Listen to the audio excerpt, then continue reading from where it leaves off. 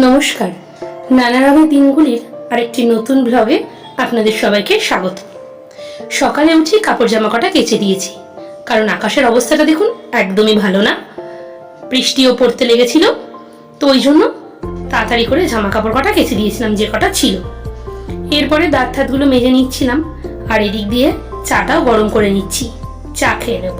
চাটা করেই রাখে মা, যেহেতু মা সকাল সকাল ওঠে সেই জন্য চাটা মাই করে রাখে, আমরা এসে শুধু গরম করে খেয়ে নিই। তো চায়ের সাথে যাই খাই না কেন, বিস্কুটটা না হলে কিন্তু অন্তত আমার চলে না। এরপরে দেখলাম তাহলে চা খেতে খেতে একদিকে ভাতটা বসিয়ে দিই, আর ডাল করব, তার জন্য ডাল সেদ্ধটাও বসিয়ে দিচ্ছিলাম। তো টুকটুক করে কাজ করা করছিলাম, আর বাইরে বেশ ঝমঝম করে বৃষ্টিটা নেমেছিল, কারণ একটু মেঘলা মেঘলা ওয়েদারই। তো বৃষ্টিটাও এদিকে পড়ছিল সকালের দিকটা, কিন্তু গরম কিন্তু কমেনি, কি বলুন, গরম কিন্তু বেশ ভালোই আছে। তো এরপরে চাটা খেয়ে নিচ্ছি। চাটা খেতে খেতে কি ভাবছিলাম তা নিজেও বলতে পারবো না, কি জানি কি ভাবছিলাম। তো ভাবতে ভাবতে ভাবলাম অত ভাবা চিন্তার দরকার নেই, এদিক দিয়ে আমাকে রান্না করতেই হবে, অতএব তাড়াতাড়ি করে খেয়ে রান্নাটা বসিয়ে দিই। তারপরে চাটা খেয়ে সোজা চলে এসেছিলাম রান্নাঘরে।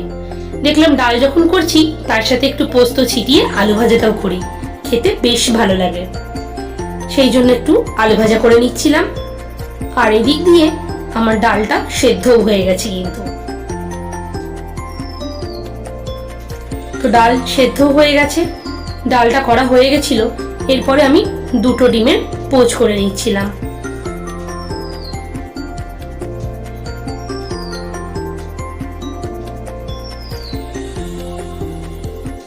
এই দেখুন আমার ডালও হয়ে গেছে। তারপরে বাবাও বাজার থেকে দুটো ইলিশ মাছ নিয়ে চলে এসেছিল। তো মাছ দুটো দেখে কাটতে হবে আর কি, গোটা মাছ এনেছিল বাবা। তো এই দিক দিয়ে কেটে নুন হলুদটাও মাখিয়ে নিলাম। আসলে এখন অনেকেই শুনি, বেশিরভাগ মেয়েরাই হয়তো এইরকম সংসারের গতানুগতিক কাজগুলোকে পছন্দ করে না, কিন্তু সত্যি কথা বলতে কি, এরকম সংসারের কাজ করতে কিন্তু আমার খুব ভালো লাগে। অনেকেরই লাগে, মানে নিজেরটা লাগে তাই নিজেরটাই বলছি, আমার কিন্তু বেশ ভালো লাগে এরকম সংসারের টুকিটাকি কাজ করতে বা একটু গুছিয়ে পাঠিয়ে রাখতে, বেশ ভালো লাগে। অবশ্যই যারা বাইরে কাজ করেন তাদের জন্য খুবই অসম্ভব ব্যাপার, কারণ দুটো দিক কখনোই একসাথে সামলানো যায় না। তো আজকের এই ব্লগটা না একদিনের না, দুদিনের। এই যে দেখছেন এটা আবার পরের দিনের। তো এই সময় তো আমি দুপুরে রান্নাটা বসিয়ে দেওয়ার পর থেকেই ব্লগটা শুরু করেছিলাম। তো বেসিনে কটা বাসন ছিল সেগুলো মেজে নিচ্ছিলাম। ওই যে বললাম, সংসারে কাজ করতে কিন্তু বেশ ভালো লাগে। মানে এত ব্লগ করে এইভাবে তো অভ্যস্ত নই, তাই ক্যামেরাটা নিয়ে সবসময় ঘুরতেও পারি না, মানে হয় না আর কি। আস্তে আস্তে আশা করি অভ্যেস হয়ে যাবে, যদি আপনারা আমাদের পাশে থাকেন। অবশ্যই পাশে থাকবেন, আর ভিডিওটা কোথায় খারাপ হলো বা কোথায় ভালো হলো সেটাও বলবেন, কারণ একটা ভিডিও করার পেছনে আপনাদের মতামত অবশ্যই দরকার। কোনখানটা খারাপ হচ্ছে না ভালো হচ্ছে কিছুই তো বুঝতে পারছি না, তাই না? নিজের যেটুকুনি ভালো লাগছে, যেভাবে মনে হচ্ছে ঠিক হবে সেভাবেই করছি। আপনারা যদি আপনাদের মতামতটা জানান তাহলে কিন্তু ভিডিওটা করার প্রতি আরো উৎসাহ বাড়বে। তো এই দিক দিয়ে আমার দুপুরে রান্নাটা প্রায় একদম কমপ্লিট। দেখুন ভাত ঠাতগুলো হয়েও যাচ্ছে, এদিক দিয়ে মাছের ঝোল বসিয়ে দিয়েছিলাম। তো ভাতটা হয়ে যাবে বলে ভাতটা এদিক দিয়ে উবুর করে নিচ্ছিলাম।